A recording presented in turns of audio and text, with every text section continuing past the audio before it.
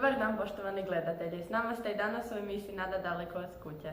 Današnja epizoda posvećena je izbjeglicama i kako im boravak u našoj školi možemo učiniti ugodnijim. Više o tome nam donosi novinar Vito ispred osnovne škole Vladimira Nazora u Pazinu.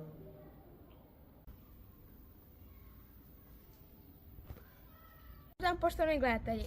Današnja gošća nam je Lana, stručnjakinja za rad s izbjeglicama te njihovim potrebama. Pa Lana, reci nam nešto o izbjeglicama. Dobar dan svima. Prije svega, za rad sa izbjeglicama nije potrebno biti stručnjak, već je potrebno imati dobru volju. Bitno je da objasnimo tko su izbjeglice. Izbjeglice su ljudi koji su bili prisiljeni napustiti svoju domovinu ili prebivalište zbog nekog ratnog sukoba, elementarnih nepogoda ili drugih problema.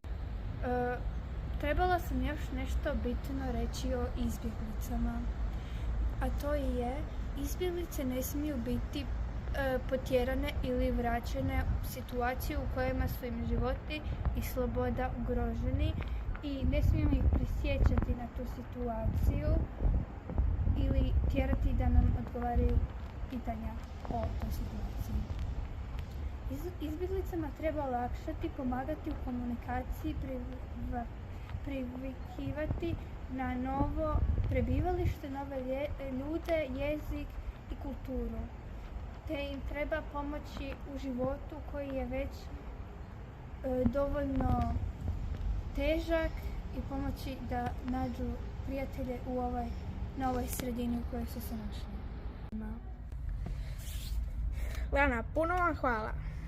Prije nego što se vratimo u Sariju studija, idemo provjeriti što o izbjeglicama misle netko od učenika osnovne škole Vladimira Nazora Pazin. Ćemo pitati jednog učenika o što misli o učenicima i izbjeglicama. Dobar dan.